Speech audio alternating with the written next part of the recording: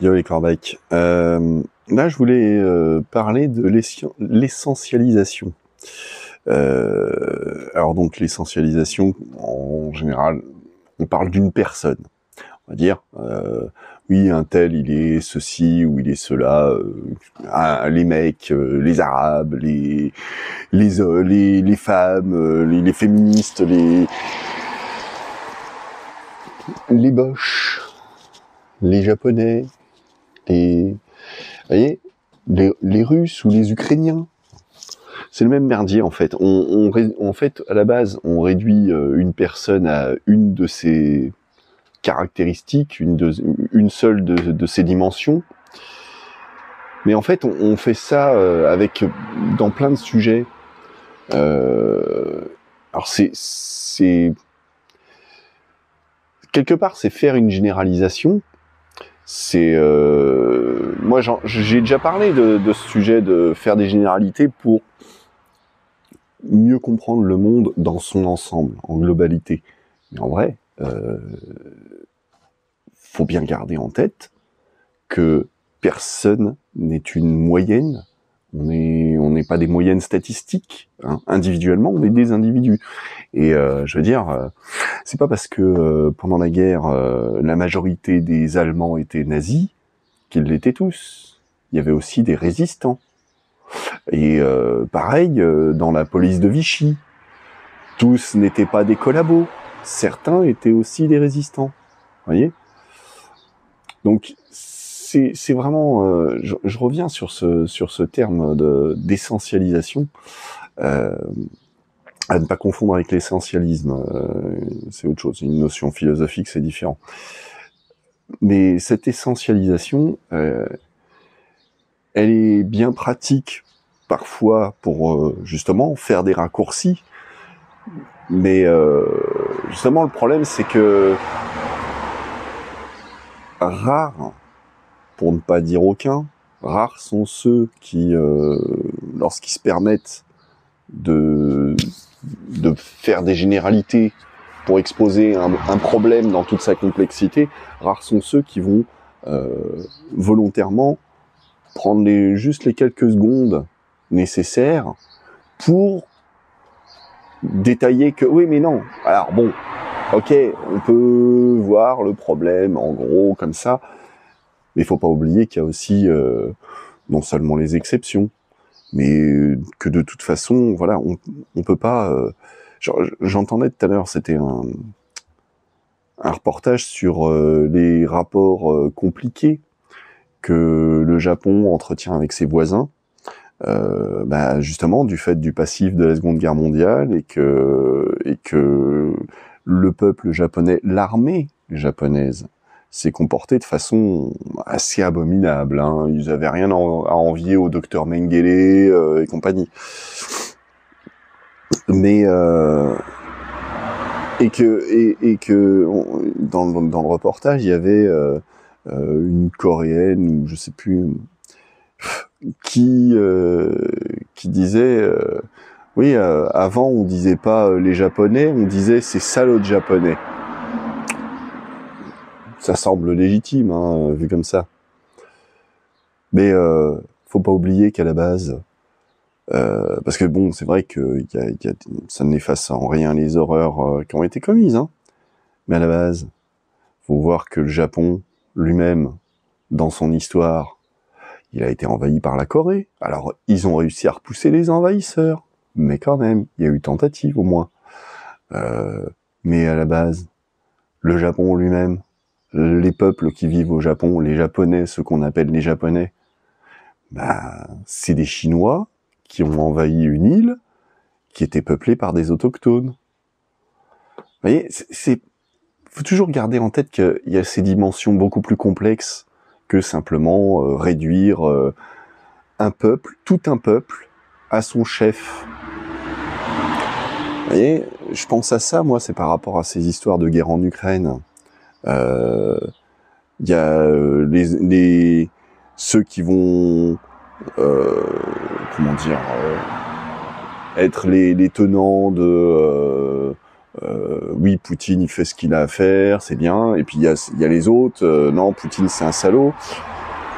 Et souvent, un argument qui revient, c'est de dire ah bah c'est de la russophobie que de penser que quoi, que un homme, un dictateur, parce que c'est un dictateur, Poutine, faut quand même bien le rappeler, se permet d'envahir son voisin, comme il l'avait déjà fait avec la Géorgie ou comme il l'a fait ailleurs, parce que le voisin en question, il a pas envie de se rabibocher, qu'il a pas envie de se refaire coloniser et de faire partie d'un grand empire, non, qu'il a peut-être envie de voir d'autres horizons.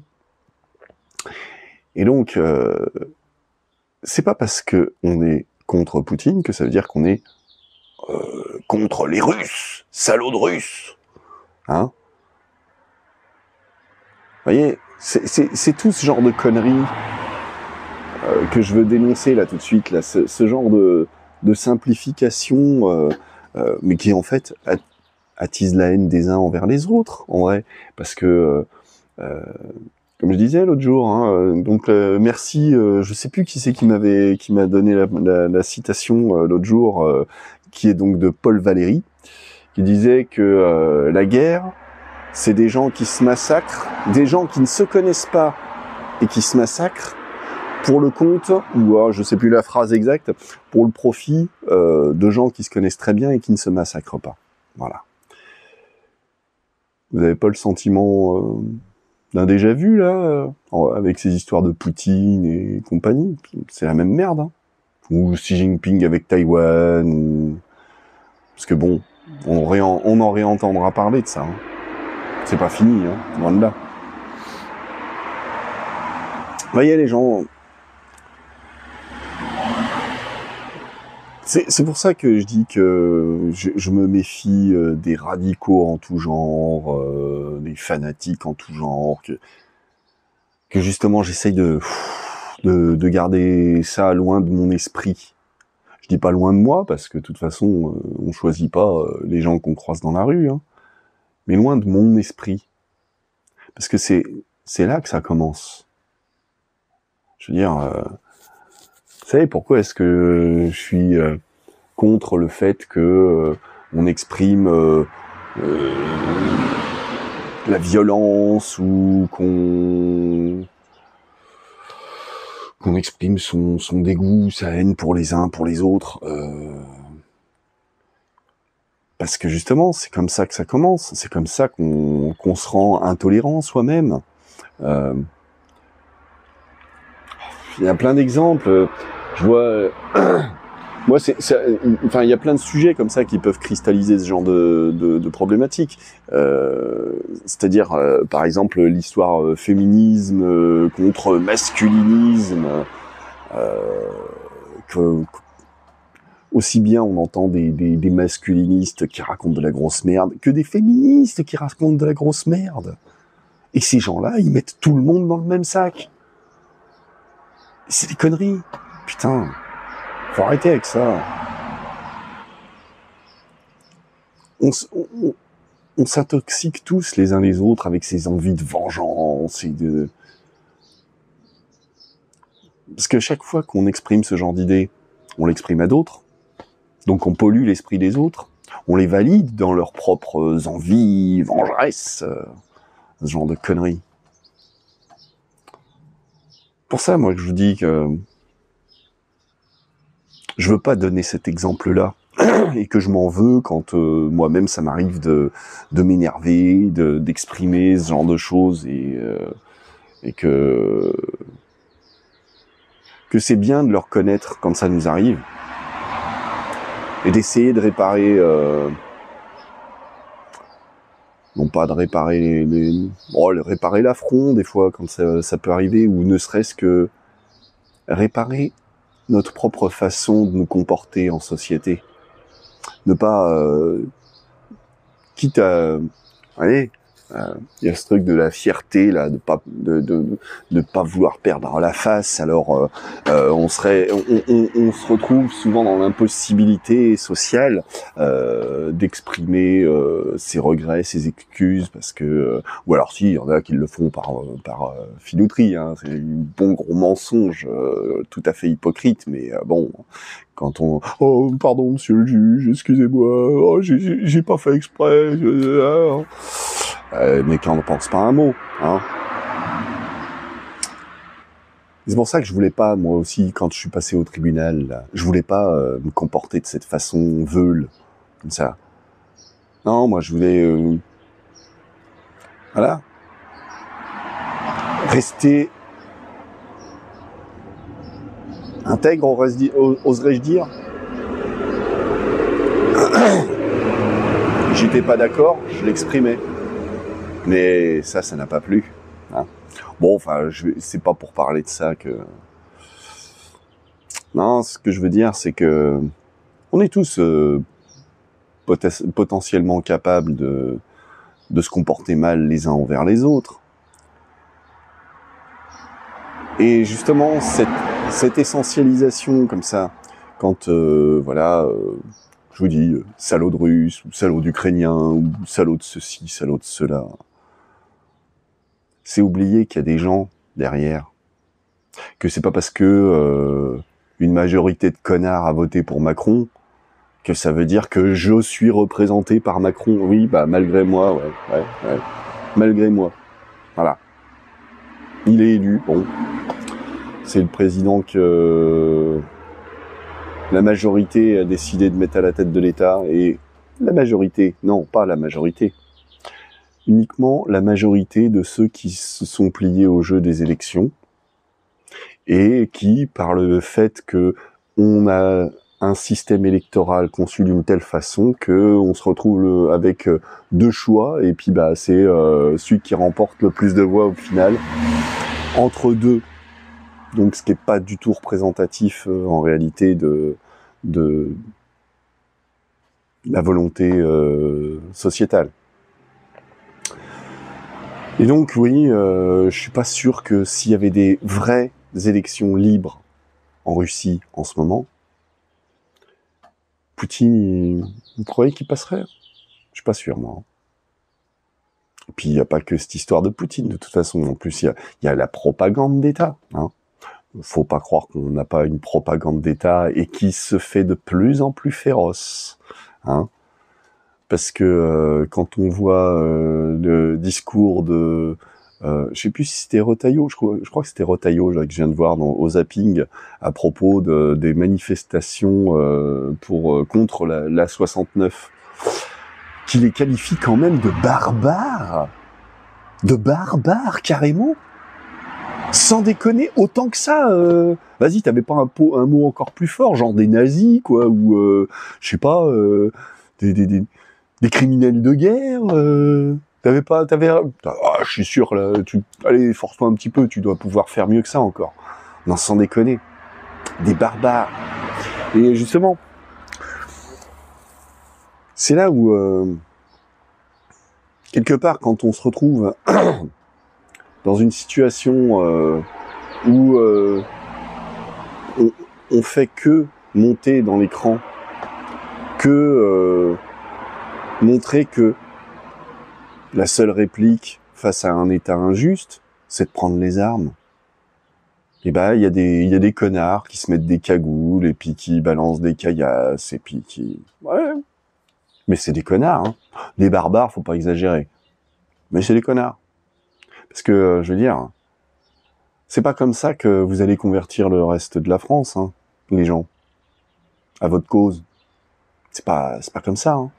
Et justement, les gens, ils ont pas envie qu'on casse tout, et non, hein. C'est pas comme ça. Regardez, tiens, justement, ça vient de me faire repenser à un truc aussi. On parlait de propagande, là, je parlais de propagande à l'instant. J'avais oublié le sujet, je m'étais dit, oh tiens, faudrait que je le note, et puis je l'ai pas noté tout de suite, et ça m'est sorti de la tête, mais d'avoir parlé de ça, ça me revient. Je sais pas si vous avez remarqué, Mais ça fait, c'est fréquent que on dise que les problèmes de sécurité, que la violence, que les gens armés, que tout ça, ça a vachement augmenté depuis le Covid. Depuis le Covid? Ou depuis les gilets jaunes? Parce que les gilets jaunes, ça a été une révolte populaire, qui a été matée par la force, qu'on a bridé ensuite avec ces histoires de, comment dire, de Covid justement, et l'enfermement et tout ça. Donc est-ce que c'est le Covid, ou est-ce que c'est plutôt l'insatisfaction, la frustration suite au mouvement des Gilets jaunes, qui était une sorte de mouvement où les gens se sentaient un petit peu en devoir d'aller chercher cette liberté dont on nous prive de plus en plus chaque jour. Et qu'en fait, c'est suite à ça que les gens ils se sont dit, de toute façon, ça sert à rien de lutter. Et rien à foutre de leur loi et machin. Oh, tu me fais chier, toi, t'as encore un appel à la con. Vas-y, va te faire foutre.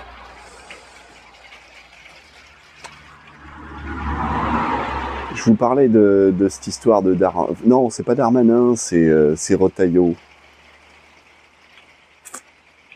Vous voyez, cette façon d'exagérer, de présenter les choses sous un jour détestable. Mais qui est détestable dans cette histoire? Les Français? Les Français qui expriment leur mécontentement. Alors ça, c'est inacceptable. Hein. Faut surtout pas exprimer son mécontentement. Qui est détestable dans cette histoire? Parce que traiter des gens de barbares, c'est fort quand même, hein, comme terme. Et il n'y a pas que sur ce sujet-là que ce mec-là, ou Darmanin, je citais Darmanin aussi, ces mecs-là, eux, ils hésitent pas pour employer des grands mots, des gros mots, j'aurais presque envie de dire, pour parler du peuple.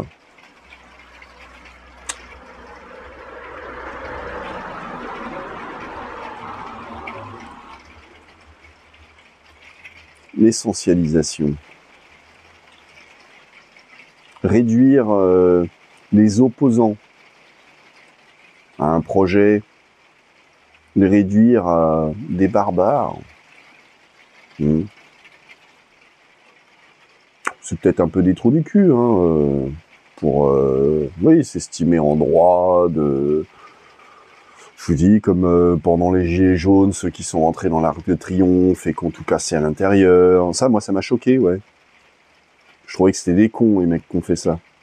Parce que c'est quand même le bien national qu'on abîme, qu'on détruit quand on fait ce genre d'action. Et c'est pas comme ça qu'on va mobiliser les foules derrière soi. La désobéissance civile. Refuser de faire les choses quand on nous les ordonne. D'ailleurs, ça c'est des trucs, deux points que j'ai pas abordés dans la vidéo où je parle de désobéissance civile. C'est d'une part que avant, alors je sais plus si c'était dans la police nationale ou dans la gendarmerie, quand un flic, et puis d'ailleurs peut-être même dans l'armée en fait, quand on a des ordres injustes, il est du devoir du flic, du militaire, de refuser ces ordres. C'est son devoir. Enfin, c'était, parce que les lois ont changé. Maintenant, non, ils doivent obéir. Point à la ligne. On me demande d'aller massacrer un village, allez, il n'y a pas de problème. On doit obéir. Vous voyez ? C'est pareil, il y avait dans la Constitution de 1793 un principe qui a été supprimé par la suite. Hein. Je crois que c'est Napoléon, il me semble, qui a dû faire sauter ce point. Je voudrais pas dire de conneries, mais il me semble que c'est de lui que ça vient. Non, mais dans la Constitution de 1793, il y avait un point très important qui a été mentionné. Je me rappelle plus la phrase exacte, hein, je vous la redis avec mes mots. Dans le cas où un gouvernement se montrerait injuste, il est du droit et du devoir de chaque citoyen de se rebeller contre cet État injuste. Mais pour mieux vous le citer, en fait, je vais vous renvoyer vers... alors, j'ai pas recherché sur le... Si on trouve encore, s'il y a toujours le site internet de disponible. J'ai beaucoup aimé la voix off et Polémix. Alors, normalement, ils avaient un site internet où il y avait non seulement leurs détournements, qui sont très rigolos. En fait, c'est des mecs qui s'amusent à prendre des discours d'hommes politiques, faire du montage sonore avec pour leur faire dire de la merde, quoi, leur faire dire des trucs gros comme une maison, c'est n'importe quoi, mais c'est très rigolo, le tout en musique. Ça m'a bien fait marrer pendant quelques années. Et en fait, j'en ai toujours sur ma playlist, sur mon téléphone, en fait. Et du coup, j'ai réécouté avec grand plaisir certaines de ces émissions qui datent déjà de pas mal d'années, hein, de plus de 10-15 ans, lorsque j'étais en rando, là. J'en ai réécouté plusieurs. Et justement, donc, l'introduction de leurs émissions, parce qu'il y avait les montages, mais des fois, ils faisaient des émissions, et genre 1 heure d'émission, quoi. Et c'était des émissions dans lesquelles il parlait d'histoire, de politique et de tout un tas de sujets très, très, très intéressants. Je pourrais vous reciter 2-3 émissions. Les sujets, il y avait l'histoire de la gauche, très bon sujet, très très bon sujet.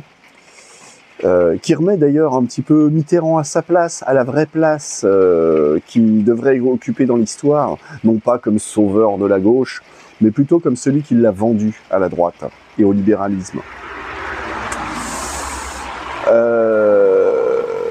Il y avait quoi d'autre comme sujet ? Ah, je sais plus.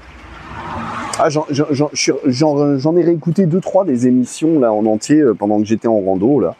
Et qui m'ont beaucoup plu. Ça m'a plu de les réécouter parce que il y avait des détails des fois qui m'avaient passé à côté, qui m'étaient passés à côté, et qui sont vraiment très pertinents encore aujourd'hui. Hein. Je vous dis, c'est des émissions qui datent peut-être de 2012 ou un truc comme ça, voire plus vieilles. Enfin bref, et donc la fameuse phrase de 1793, c'est l'intro des émissions en question, de celle d'1 heure. Puis comme je dis, dans les émissions, il y a du blabla, ce qui est vraiment intéressant, plus les petits détournements qui sont intercalés, 2-3 chansons, enfin bref, voilà, une émission radio, quoi. De toute façon, c'est des émissions radio. Ça passait sur Nova, c'est passé sur d'autres radios, enfin bref. Et non, je vous les conseille vraiment. Hein, donc Polémix, comme polémique, mais avec un X à la fin, et la voix off. Je sais pas si le site internet existe encore. Moi, en tout cas, je vous conseille d'écouter ces émissions. Elles étaient très intéressantes, vraiment. Bon. De toute façon, c'est des sujets, voilà, j'y reviendrai. J'en reparlerai de tout ça une prochaine fois. Là, bon, je voulais parler de cette histoire d'essentialisation parce que ça m'a choqué ce matin quand j'ai regardé ce documentaire là, documentaire Arte qui parle des rapports Japon et qui parle du réarmement du Japon. Voilà. Et dans ce contexte, il y avait d'autres trucs. Enfin bref, je vous conseille aussi de regarder, c'était intéressant. Bon, je vais m'arrêter là pour l'instant, et puis J'y reviendrai. Allez, ciao les Carbacs.